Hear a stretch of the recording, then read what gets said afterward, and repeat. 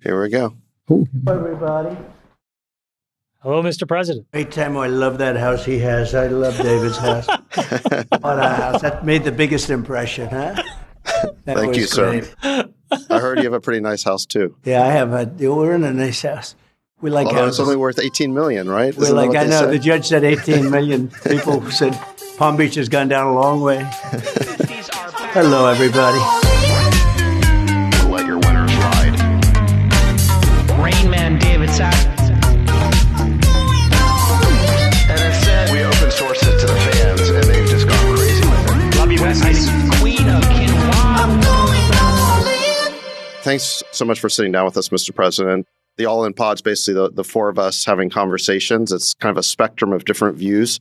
We got it's sort of like a little bit of some Fox News and then some MSDNC at the same time. Oh, that's okay. Keeps it interesting. Yeah, absolutely. Anyway, Chamath and I, we had a great time at the fundraiser that we did a couple weeks ago. I think it turned out great. And I heard the Winklevoss brothers are actually announcing that they're donating $1 million each in Bitcoin to you tomorrow. So I think that's a great result to come out of it as well. Yeah, got to meet them for the first time at your house, and terrific. They did well. They might have started the whole thing. I don't know. I don't know if that court case was proper, but they were very nice, both of them. Absolutely. Really nice guys. And I think maybe this is a good place to start in our conversation is, one of the things I think we heard a lot at that dinner was just the difficulty that people in business were having under this Biden administration. You got the crypto guys who just want a framework. They just want the government to tell them how to operate, and they can't get that. You got no M&A happening right now in tech. The real estate guys, they can't get loans because the interest rates are through the roof and there's a credit crunch. So I think one of the common themes we just heard across that dinner was that it was just so hard to do business right now. And I guess maybe a good place to start would just be, what's the number one thing or maybe the top three things that you would do to kind of get things moving again, if you're reelected? So I'd say regulation, and taxes. Okay? I gave the biggest tax cut in the history of our country, and a lot to business. It took them down from, look, as you know, they were paying companies were paying 40%, 45%, including state and city taxes in many cases. And we got it down to 21%. We'd like to get it down lower, actually, but we got it down. And the revenues were better than ever, even with the lower rate. We had a record revenues, which tells you a little bit about that. But also the regulations. And when I asked a lot of people, a lot of big people, a lot of corporate types, big corporate types, I said, if you had your choice between just the taxes or just the regulations, where did I do better? He said the regulations. I was the biggest cutter of in 4 years, I cut more regulations than anybody by far, not even close. And when I spoke to different people about the regulation versus the taxes, I don't think I've ever had anybody say, and the taxes were a massive cut, from 37, 38%, if you look at it just there, to 21%. I don't think I ever had anybody say that the taxes were more important than the regulation cuts. I made it possible to build. I made it possible to do things, to invest. I was able to get companies with a lot of money outside of the USA to bring that money back in. We cut the rate, and it was crazy. The rate was like 55%. So that means if they bring the money back, they lose half their money before they even start. But it was also impossible from a standpoint, a structural standpoint, a legal standpoint. It was very hard. And they were able to bring back, Apple's an example. They brought hundreds of billions of dollars back from other countries into the United States and invested it here. So, but it's very interesting because I ask the question all the time, which was more important? And almost everybody said I did an even better job. And I got the biggest tax cuts. The biggest tax cuts, bigger than the Reagan tax cuts, but they found regulations, and the regulation cuts were even more effective. And that's where we had the great economy, and that's where we had the most jobs ever produced. So there's this odd thing that happens in certain states where taxes keep going up, and then you start to see the states break, right? Productivity breaks, crime goes up, and quality of life goes down. But then people don't understand that taxation and all of those things are correlated. Do you have an idea of why that is? Like, why don't people understand universally that lower taxation is better for productivity? Well, they don't understand it. And it's such an interesting question because you look at some of these places like Chicago and New York and LA and so many more. You know, I'd hate to even mention the three because there are worse examples than that. You look at what's happened in Oakland and you look at what's happened into some cities that are disappearing. I mean, they're literally just crime waves. Nobody lives there except for criminals because you can't live there. You can't survive there. Physically, you can't survive there. And when you look at the kind of crime that we're talking about, and then they take the power away from the police can't do anything. If they do anything to stop it, they end up losing their pension, their house, their family. They end up losing everything. They get put in jail. And we're not talking about the rogue cops who do something really bad and should be taken care of badly. You know, be nasty. You got to be nasty to them also. But mostly, I mean, these people, they want to really, like 99%, they want to stop crime. They hate to see it. They're not allowed to they're told not to do anything. When you see a department store that was so proud, they opened up a new store in a certain city, and all of a sudden, over the last couple of years has happened, this phenomena where 500 usually young people walk into the store and take everything. They have masks on. They walk out with television sets, air conditioners. They walk out with everything. This is a new phenomena that's taken place, and it's incredible. Look at drugstores. Look at what's going on. Like in New York, you walk into a chain. I've seen it twice. I don't walk into too many drugstores, but I used to love it. I used to love to walk around and just look at what it is, whether it's a drugstore or a department store. But they told me just a little while ago, I had a meeting with some people, and they say you walk into a drugstore in New York, and everything's covered up with bars and glass. And if you want just a little thing of aspirin or if you want to buy a toothbrush, you have to wait a half an hour to get a clerk, and they open up this vault and they give you a toothbrush, or they give you, how do you do business like that? This is a phenomenon. There's never been anything like this. They didn't used to have theft of even the most minor items. They had very little theft, relatively speaking. They didn't have theft.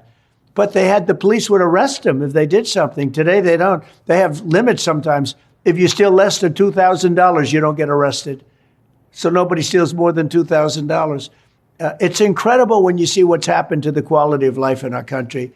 And it's happened so quickly. It's taken place so rapidly. Nobody's ever seen anything. But you look at retail, and I know the big deal. It used to be a big deal when a department store moved into a city, or, you know, a certain store opened up even in a town. But it's usually the Democrat-run big cities where this problem is taking place. And I don't say that as a Republican. I just say you look at the 25 cities, the top problems, they're just about all Democrat. They're Democrat-run. And they're also high tax, high regulation states. Yeah, no cash bail, all of these different things that have taken place. They're phenomena. It's a phenomena. What's going on? Nobody's ever seen anything like it. And it has to be stopped. It's a horrible quality of life. And on top of that, you can't walk to a store. You end up getting shot or mugged or something. The level of crime in the cities, in these big cities, is out of control. Nobody has ever seen anything like it. Mr. President, can I just ask on your point about the tax cut? Larry Summers made a comment the other day, and I thought maybe you could respond to his tweet that the tax cuts coupled with the tariffs that you've proposed would cause a massive, I think he called it the mother of all stagflation, where you would have kind of inflation because of the tariffs, you would have economic decline because more money would start to fund an increase in prices with tax coming down, tax cuts being put in place. Can you maybe just comment on the comment made by Larry Summers and how we implement tax cuts without inflation? Well, let me say that I respect Larry Summers a lot. He's been right about a lot of things, and Obama and Biden have been wrong. Certain things that he said turned out to be true, certain things. And I do have a good respect for him. He's a different kind of a guy, and he speaks his mind. I happen to be a big believer in tariffs because I think tariffs give you two things. They give you economic gain, but they also give you political gain. If a country is out of control on something having nothing to do with economics or having nothing to do with money coming in or money going out, but other things that are very political, because there are a lot of other things involved in countries, you have tremendous power over a country. Now, not everybody can say that, but we can because we're the big piggy bank. but our piggy bank is going to get smaller and smaller all the time because we're losing power. We're losing a lot of, countries on the dollar. I mean, they're going like flies. If we ever lose that, that's the equivalent of losing a war. That would be unbelievable. That would really make us third world. We have lost so many countries. I looked the other day. So Russia's gone. You take a look. Ukraine doesn't sort of exist in a sense. Nobody knows what's going on there. But when you look at China is essentially gone. They're trying to get out of it. They're a primary competitor. Iran is not there. The other day I read where Saudi Arabia is willing to now go in various different currencies instead of the dollar. This is a tragedy. This is a big thing that's happening against our country. And we cannot let that happen. With tariffs, it gives you a tremendous power, as an example, not to let that happen. You say, you want to do that? We're going to put tariffs on your product coming into the United States. But more importantly, and that's a big importance, but probably of more importance is they tax us, we tax them, reciprocal trade. I think we should have a reciprocal trade act.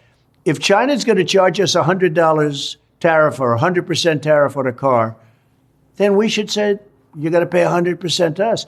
I put on a large tariff on China cars coming in, and it had a huge impact, a huge positive impact. And Biden only is doing the electric cars. I don't know why that is, because the electric cars, they're going to end up all being made in China, by the way. They're not going to be made here. The United Auto Workers are going to take a blow like no unions have. Between that and people coming in, pouring into our country, unions are getting absolutely decimated. Absolutely. President Trump. But the reciprocal act is, I think, a very important thing when these countries, and I don't mean just China, we have other countries. You could take the European Union. They don't want our farm product, and they don't want our cars, and they don't want anything. We have a massive deficit right there. But you could go with many countries, and they essentially do things to us, and we should do things to them. Basically, it should be reciprocal. One of the things we've talked about, President Trump, on this podcast a lot is the deficit. Under your administration, we added close to $8 trillion. Under Biden, it's going to be paradoxically about the same number. Seems incredibly unpopular in Washington to cut costs, but that's something we're going to need to do. What's your plan? And it looks like you're going to win a second term here. What's your plan in your second term to control spending? Can you get it under control? Is there the will in Washington to allow you to do that? Well, the biggest thing I think is growth, because we can grow our way out. As an example, we have more liquid gold under our feet. I use the term. We have more oil. We have more wells. We have more everything than anybody else. When I started, we were number 3. Now we're number 1. We were number 1. He's going to keep it that way until after the election. If they ever won the election, there's no more oil coming out. There's no more oil. They were going down. Oil is what caused the inflation. You'd have nothing coming out. It would be a disaster. So they were intelligent enough to let the oil wells continue to go. They're not happy about it. But if this election were won by them, I can tell you right now, we would see oil go through the roof because they would really close it up. Already they're taking out of the strategic reserves just for politics because they want to try and keep the prices down as low as possible. But the big thing, we have tremendous growth potential, and we have tremendous numbers of dollars that can be saved through efficiency. The way we're spending money, hundreds of billions of dollars, what Biden did with the trillions of dollars that he borrowed for COVID. Now, I had a different situation. We were getting ready to start paying off debt. We were getting ready to make a lot. We had the greatest economy in history. I had to throw a lot of money at COVID in order that we didn't end up in a 1929 type depression, which we could still end up in now because of what they've done. But I threw a lot of money in, and we ended up not in a depression. And then we ended up with a very strong, I ended up with a higher stock market than it was just previous to COVID coming in, which was pretty much of a miracle, according to most. But we had to throw money out there in order to keep our country going. We would have ended up, if I didn't do that, we would have ended up in a depression. The problem is, when Biden came in, he took trillions and trillions of dollars for COVID. He didn't use it for COVID. He used it for other things. But he took trillions of dollars out, and that caused a lot of the inflation. His energy policies caused inflation, and his spending, the unbelievable spending that they did, caused inflation, tremendous inflation. And it's going to have an impact for a long time to come. Can you talk about your impoundment authority? intention? You mentioned that in the past, that you could go in and reduce the bureaucracy and the spend. I always tell people my position going into the election is less that I'm interested in knowing what the government's going to do for me, and I'm more interested in knowing what the government's going to stop doing that doesn't do any good for anyone. And there seems to be a lot of that. And I'm really curious to hear, sir, how you think about using the impoundment authority vested in you as the president of the United States to reduce some of the bureaucracy, wasteful spending, and create accountability. And is there a team that you've built around you to help build a specific plan on backing out of some of these issues? Right. We have a lot of money floating around that should be brought back into the government, should be given back to D.C., to Washington. As you know, there was a lot of money given out over the last couple of years, especially my money was given out to help us with COVID. Then they took money and they have no idea what they're even doing with it. That money can be given back, and it should be given back, and things can be done with that money that are positive. But there are many, many things. I'll give you an example. Education. We spend more on education per pupil than any other country. We spend numbers and yet we're terrible at it. We're down at the bottom of the list, and yet we're at the top of the list. I am going to, very early in the administration, we're going to send education back to the states. We're going to give them approximately half the number of dollars, and they're going to have so much money that like they've never had before, because they can spend a fraction of what we're spending right now and have much better school systems. As an example, you could name many. You go to Nebraska, you go to Iowa, you go to many states. We'll do a far better job than we're doing right now, and they'll do it for a fraction of the cost. We'll save a tremendous amount of money and have better. Some states, I don't believe, will do a very good job, but they're going to have to learn to.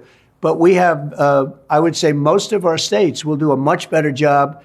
I think all of them will do better than, you can't do worse than what we're doing right now, but all of them will do better. But some will be absolutely education, a factory in a positive sense, factories. We are going to close up education. We'll have a tiny little group to make sure everyone's teaching at least English and perhaps proper math, et cetera, but very little. Department of Education goes, and education goes back to the states and where it belongs. I mean, where it absolutely belongs. And you're going to save a lot of money. You can look at interior with that. You can look at environmental with a lot of that, where the environment can be controlled by the states instead of this big bureaucracy in Washington, D.C. I mean, what do you do when China is burning all the coal and they're sending the ashes over the United States? Because that's what happens. It takes 3.5 days and it blows over the United States. In the meantime, we're keeping things good. We produce clean coal. We're going to produce clean energy, but we have to get back to energy. We're spending trillions of dollars on artificial, weak energy that's not going to fire up our plants. Our plants have to be fired up. We have a phenomena coming up right now, and I was talking about it the other day to David, and that's AI, little things, two little simple letters, but it's big. And I realized the other day, more than anything, when we were at David's house and talking to a lot of geniuses from Silicon Valley and other places, they need electricity at levels that nobody's ever experienced before to be successful, to be a leader in AI. The amount of electricity they need is like double what we have right now and even triple what we have right now. It's incredible how much they need to be the leader. And we're going to have to be able to do that. And a windmill turning with its blade, knocking out the birds and everything else is not going to be able to make us competitive. You'll have China. What about nuclear, Mr. President? Yeah. So let me just give you a statistic on this. Nuclear is China's okay. building 150 nuclear reactors, and they're only spending about $2,500 a kilowatt. In the U.S., we're not building any, and our cost to build them is about $10,000 a kilowatt. And China's about to build as much capacity as 20% of the total U.S. production in nuclear. We clearly have a problem here in nuclear. We do, and nuclear is okay with me. And what we're doing is, you know, if you look at Alabama, you look at a couple of states where they built these plants and they had cost overruns that nobody's ever seen anything like it, where they're costing $25 billion to build a plant. There were a couple of them built in the South. I won't mention the places, but you know the places. And they came out at numbers that I think the most expensive things ever built in our country. And the inspectors would go in, they say, those walls aren't thick enough, knock them down and build another wall. And, you know, the environmental people were brutal.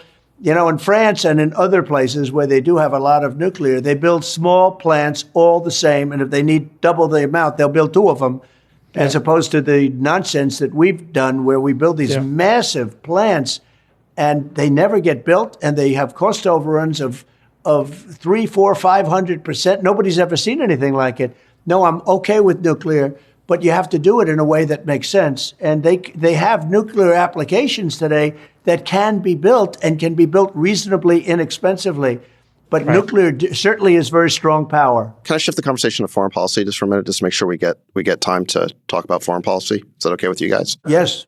Mr. President, I've really appreciated your comments saying that you want to bring a peace deal to the war in Ukraine so that people stop dying. And I wholeheartedly agree with that sentiment. But I've seen that Emmanuel Macron, the president of France, is talking about actually putting NATO troops or French troops in Ukraine as potentially a next step, and that could be a tripwire for more NATO troops coming in. Can you guarantee that no matter what, you're not going to put American boots on the ground in Ukraine? Is that something you can say definitively I now? would guarantee it. I wouldn't do it. No. It's different for France. They're neighbors, more or less. We have an ocean in between.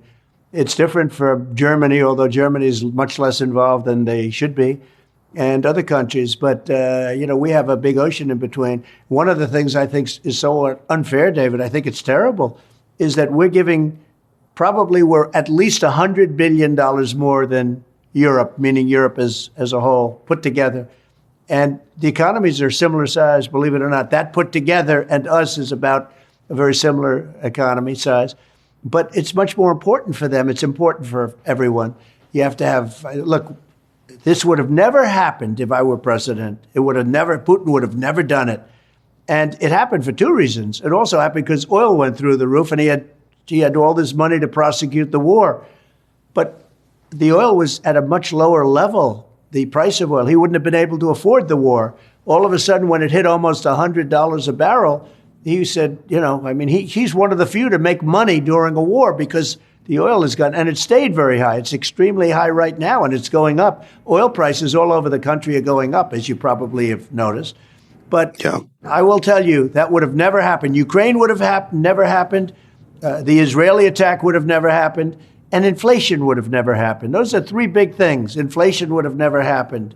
But with Ukraine, and now it's very much, Ukraine is now, I read the other day where they don't have the soldiers, they don't have the manpower, they want to use children, they want to use old people, very old people, people that are not really perhaps equipped to fight. They're not doing well. The average age of their soldier is like 43 now. So they're they're literally running out of people. To make a peace deal there, would you be willing to take NATO expansion off the table if that's what it took to get the Russians and the Ukrainians to make a deal? Would you be willing to do that? So for 20 years, I heard that NATO, if Ukraine goes into NATO, it's a real problem for Russia. I've heard that for a long time. And I think that's really why this war started. I'm not sure that this war would have started. Biden was saying all of the wrong things. And one of the wrong things, he was saying, no, Ukraine will go into NATO. That's one of the many things he said. When I listened to him speak, I said, this guy is going to start a war. Because as you know, for 4 years, there was never even talk of Russia going into Ukraine. That would have never happened. Russia was not going to attack Ukraine. As soon as I got out, they started to form along the lines.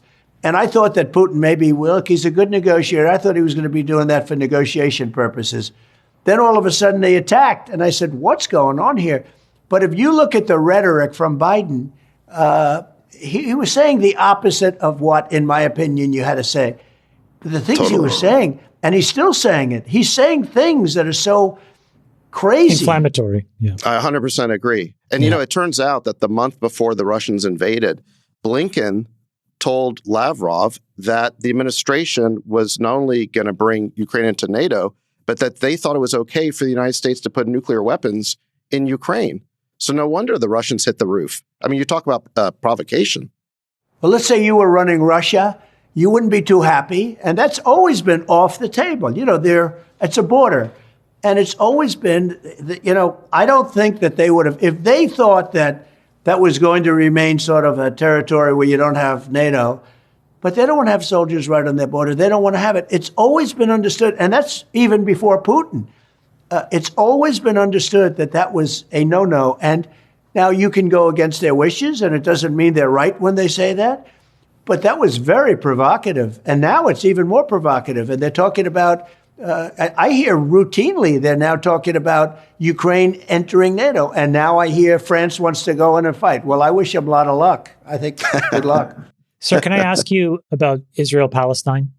So after October 7th, what's the right path to just resolve this once and for all and just move forward? Again, it's so sad to me because it would have never happened. Iran was broke. They had no money. I sanctioned countries that wanted to buy oil from Iran, and I would have made a fair deal with Iran. I was going to get along with Iran. I was going to get along with everybody. We did the Abraham Accords. I think eventually Iran would have been in the Abraham Accords. We had 4 strong countries go in, and nobody went in since I got out. That whole thing should have been loaded up right now. It should have been full. They did nothing with the Abraham Accords that everybody said were great. They said, we're going to get the ultimate prize because of that. It was amazing. If anybody else did it, if a Democrat did it, they would have gotten every prize in the book, every prize in the book. But I did it, and it was a great thing that we did. It was a phenomenal thing. But when you look at what happened now and you see what's going on, it's very, very, very, very sad. That attack would have never happened in a million years. Iran didn't have the money for Hamas. They didn't have the money for Hezbollah. They didn't have the money for any of the 28 other cells of terror or whatever you want to call them. Iran was broke. I say respectfully. They had no money, and they weren't given money. And actually, it was a big story. When I was toward the end of my term, there was a lot of big stories that there was no terror going on because Iran didn't have the money. They had to survive. We would have made a deal good for everybody. Everybody would have been happy. The main thing is Iran can't have a nuclear weapon. That was my main thing. The deal was a simple deal. Iran can't have a nuclear, it can't have a missile, can't have a nuclear missile. It cannot have that nuclear capability. Other than that, we talk about everything. They would have been very happy. It would have been fine. And you would have had peace in the Middle East. The problem is, I had them at a point where you could have negotiated. A child could have made a deal with them. And Biden did nothing. He did nothing. He doesn't like to negotiate. A young man that knew nothing or a young woman that knew nothing in kindergarten could have made a deal with Iran at that time because they wanted to make a deal. And Biden never took advantage of it. Now, they put back no sanctions, all of the different things that they gave them. China buys billions and billions of dollars of oil every month, many billions of dollars a month. Other people are buying. So Iran now has $250 billion cash. They made it all in 3.5 years. And now they're much tougher to deal with. And I will tell you, I got along great with Kim Jong-un. We solved that problem. Nobody was in danger. But this is a big problem. This is a real problem. And within 90 days or so, they're going to have and could have very well a nuclear weapon. And wow. Israel is a big difference in Israel between Iran with a nuclear weapon and Iran without a nuclear weapon. And lots of luck in that negotiation. That's going to be a much more difficult negotiation. President Trump, I wanted to ask you a question about Roe v. Wade. You promised your base that you would overturn Roe v. Wade. You added 3 people to the Supreme Court, and you delivered on that promise. This might be the issue that determines the election, and many people believe it is. Are you going to do a national abortion ban? Would you support that, yes or no? So I don't need a national ban because it's up to the states. Right now, what I did is something that people have wanted to do from day one. 51 years it's been going on. And if you remember, over the years, you're too young, but over the years, all they wanted to do is they wanted to take it out of the federal government and move it into the states. And I got that done with the selection of 3 great justices. I got it done. And it was a big thing. But I will say over the last 10 years, or maybe a little bit more than that, they started talking about the number of weeks and this and that. A lot of different subjects came in. It was no longer just simply bringing it back. Every legal scholar, from Democrat to Republican, liberal, conservative, they all wanted it given to the states, because from a legal standpoint, from a lot of other standpoints, including even a moral standpoint, they wanted it brought back to the states. And what I did is I got it back to the states. And now the states are in charge, and the people are voting. And some votes are coming out the way certain people wanted, and some votes aren't coming out the way certain people wanted. I mean, if you look at Ohio, I would say it was a more liberal vote than people would have thought. And you could say that for Kansas. And then you look at Texas, it was a different story. But the people of the states have got that issue now, and they're voting. And the one thing that we have to remember that there's been a lot of radicalism talked about, and the radicalism is really on the left because they're willing to do abortions in the 8th and 9th month. And even beyond that, I mean, we have some people, the governor, take a look at the governor of Virginia, the former governor of Virginia, where he talked about we will kill the baby after the baby is born. That's a very radical stance, and hopefully that's all going to be taken off the table now. But just to put it simply, it's now up to the states. And like Ronald Reagan, I'm a believer in the exceptions, the 3 exceptions, as you know, and rape, incest, life of the mother, the danger for the life of the mother. And we have a situation now where it's in the states' hands, and the states are going to be voting. The last thing people want, the people are going to be voting. The last thing people want is for that to go back into the federal government. It was always fought, and very importantly, and people wanted it, they wanted it back in the states where it belongs legally and for a lot of other reasons. So you wouldn't support a national ban? No, I wouldn't support a national ban. No, I would not. Just shifting back to foreign policy for a moment, Mr. President, on the relationship with China, it's funny how Democrats and Republicans seem to have a unified voice and banging the drums on the rise of China. Do you think that war with China is inevitable? And if not, how do we avoid it? I think it's not inevitable. I think it's unlikely. I know President Xi very well, and we got along great until COVID. Then I wasn't so happy with him because they gave it to us. I said it came from the Wuhan lab. I was right about that. They said then it started in Italy, and then it started in France. It started everywhere but there, but it started in China. And it was many, many millions of people died all over the world and cost the world probably $60 trillion, which is more money than China has and more money than anybody has. The death and destruction has been unbelievable. But I think it's high. If you have the right president, we can live at peace with China. We can do very well with China, compete with China. But we don't have the right president right now. He's not respected by China. He's being laughed at by China. And he's a Manchurian candidate. I mean, he's received money from China, his family. And that makes him, to me, somebody that shouldn't be negotiating. I think he's got a conflict of interest. But no, I don't see war with China as being inevitable at all. President Trump, do you think that Fauci and our government funded gain-of-function research? And do you think we should really be pursuing the investigation deeply into that? And if we did fund gain-of-function research, what does that say about our government and taking ownership of it? Because a lot of us lost a lot of years. Kids didn't go to school. And it caused economic damage. As you pointed out earlier, the amount of money you had to spend to try to avoid a depression was really severe. And if we funded that, what does that make you think about our government? And then Fauci covering it up, if that is in fact true, what does that make you think about our government? So if you remember, I'm the one that stopped it. And I stopped it maybe for a lucky reason or an unusual reason. I said, why are we paying money to China? It wasn't about gain of function or anything else. It was, why are we paying money to China? China's got a lot of money, and they're doing fine. You know, we're considered like, they want us to consider them a growing nation, a nation in distress, all sorts of things, because they always take advantage of every treaty by saying that they need, you know, they're an improving nation. I heard the other day they have all different terms for changing, but they're a growing nation. Well, we're a growing nation too. We're a nation that's becoming a third world nation based on what we're seeing. But I was the one that stopped that when I saw that. I was the one that stopped that. The Fauci thing is an interesting phenomena. I was not a big fan of his. As you know, he said, no, let everybody come in from China. I overrode him on that. I overrode him on a lot.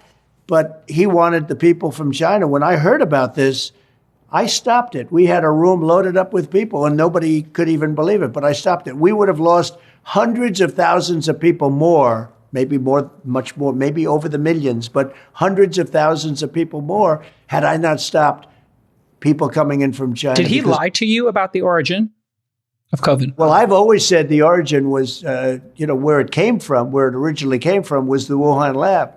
I happen to think it escaped from the Wuhan lab. I mean, I don't believe it came from the bats in 2,000 miles away caves. I don't believe it came from other countries, as China tried to convince people it did. I thought it should have been called the China virus because it was a very much more accurate term than COVID. Nobody knows what COVID even means. Why is it COVID? But no, I was always... But did Fauci lie to you, I guess, is what the American people want to know. Did Fauci lie to you? And if he did, should he be prosecuted? I don't think I dealt... You have to understand, Fauci was a much bigger factor in the Biden administration than he was in the Trump administration. I didn't rely on him that much because I didn't trust him. I would say, got along with him, fine. Not really. But I didn't trust him. And again, I was the one that stopped the money going to China. I didn't like it. I didn't stop it because of COVID. I didn't stop it because of anything other than, why are we paying money to China? It was strange. They should pay us money. We shouldn't pay them money.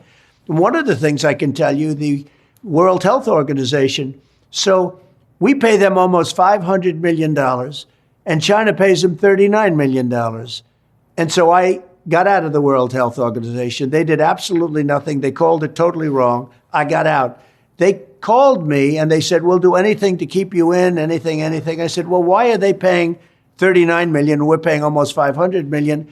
And they said, well, we'll work out a deal where you can pay much less. I said, well, now you're starting to talk. But even that, it was very popular when I got out. It was politically, it would have been very hard to go back in. People were thrilled that I got out.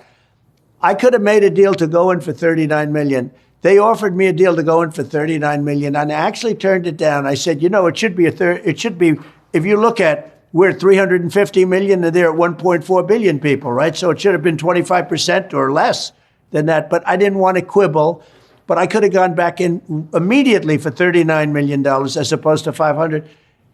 Then a horrible, horrible election which helped destroy our country took place in 2020, and they went back in, and they're paying more than $500 million. And they knew I could have made a deal. Now, it's a lot of money, not when you talk about the world, but it's still a lot of money. But it shows you the stupidity of the whole thing.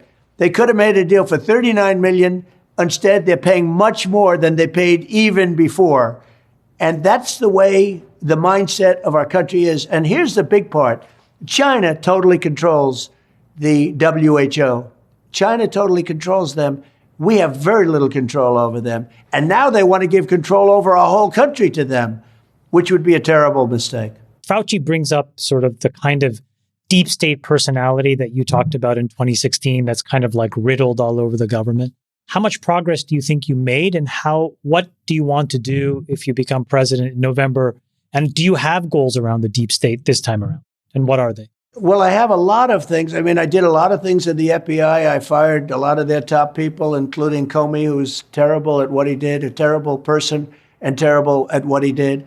I fired McCabe, and, I don't have to go through Lisa and Strzok, all of the lovers. And I fired the whole group of people. I got rid of them.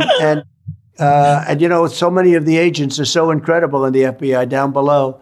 But we got rid of a lot. You take a look at the World Health again. We got out of the World Health. We got out of this is a similar thing that, this is really similar to your answer, but we got out of the World Health Organization, which was a tremendous thing. We got rid of the Paris Accord. The Paris Accord was a disaster for us. We were going to pay $1 trillion, and other countries were paying nothing. Russia was paying nothing. China was paying nothing. It didn't even kick in for China until 2030, whereas with us, it kicked in immediately. So I got rid of the Paris Accord. I did a lot of things having to do with not only people, but tremendous amounts of money, because the Paris Accord was so unfair. And I said, when I do this, people are not going to like it, but I have to do it because it's right. People loved it. The public understood it. They loved it. And now they've gone back into the Paris Accord at the same terms and even worse than the terms I got out. It's really a shame. It's so many things. It's so sad to see so many things. I mean, the WHO, the Paris Accord, you take a look at these things, they could have gone back. If they wanted to go back, if they had it, they could have gone back for a fraction of what they were doing. And they're very unfair to the United States. We're like a lapdog for every other country. Mr. President, I know you're running out of time here, but we haven't had a chance for you to speak to the border situation yet. So I want to give you a chance to address that, because that's always been really one of your main issues since 2016. You wanted to build a wall. The Democrats did everything they could to thwart that. You built the wall, but then Biden left a bunch of holes in it and then sold off the parts for scrap metal. And now we've had and repealed your executive orders. So I want to give you a chance to speak to that. But one piece I want to just add in as a follow-up question is, a lot of tech CEOs say, if we fix the border, can we get more H-1Bs for tech workers? So can you address that as well as what's going on at the border? Yes, so we built hundreds of miles of wall, David, as you know, and we're very proud of it. We did it as per specification by the Border Patrol. They wanted exactly the wall that we did, with the climb panel on top, with steel, concrete, and then rebar, and all of the things. And they wanted to have vision through it, clearly through it. And because I thought about concrete plank, frankly, going up 40 or 50 feet, and they didn't like that. They wanted to have vision through, and I understood that too. I sort of disagreed with it, but that's okay. We actually brought climbers in, Mount Everest climbers, to climb, and we built a very hard wall to climb. It's a very effective wall. And we built hundreds of miles, and then we're going to add quite a bit at the very end. And we bought about 200 additional miles, and it was ready to be put up. Could have been put up in 3 weeks, maybe 4 weeks. And areas that were rough areas that were people coming in, because as you build the wall, they go in different areas, right? They go further out. It was so effective. It was so effective. Mexico gave us a lot of troops for free because of a certain negotiation that I had with them. You heard that. But it was so effective, the wall. But Biden, they didn't want to put up those slats that were going up routinely by us. That means you had gaps. You had, as an example, you had gates in certain area that we put up. We were going to put up big, powerful gates that we could open, and you could let equipment through, et cetera, if you needed it. And they got rid of everything. They sold it for 5 cents on the dollar, much of it, 5 cents on the dollar. I said, I can't believe it. And that's the first time that I said they're serious. They actually want open borders. They want an open border. Nobody could believe it. I couldn't believe it. Because I never believed they wanted an open border, because who would be stupid enough to want an open border? Look what's happened with an open border. I was very proud of that. We had the safest border in the history of our country, and now we have the worst border in the history of the world. We had a safe border. I had a remain in Mexico policy, catch and release in Mexico, not in the United States. Everything was so good. But the remain in Mexico was a big deal. Not easy to get, but it was a big deal. They were in Tijuana, hundreds of thousands of people. They had to be approved to come into our country.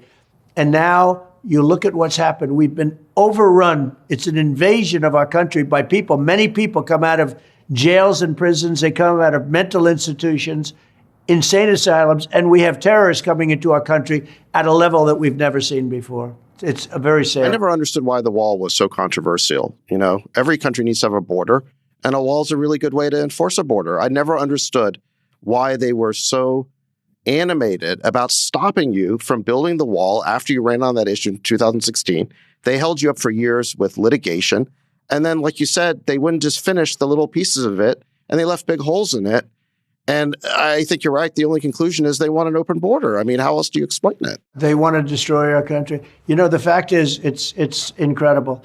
The big mistake I made, I should have said, I will not build a wall. We do not want a wall. And that wall would have gone up in 15 minutes. The more important point, I think, Mr. President, is we need high-skilled workers in this country. Yes. We need to recruit the best and brightest from the world. Every time we get somebody super intelligent from India or Europe, any country, that's 3 of us are immigrants, sir. Yeah, and 3 of the 4 here are immigrants, the ones without the ties. And we can get these great people into our country, and that's a loss for our adversaries and our competitors, and it's a gain for us. But I've never heard you talk about this. Can you please promise us you will give us more ability to import the best and brightest around the world to America? I do promise, but I happen to agree. That's why I promise. Otherwise, I wouldn't promise.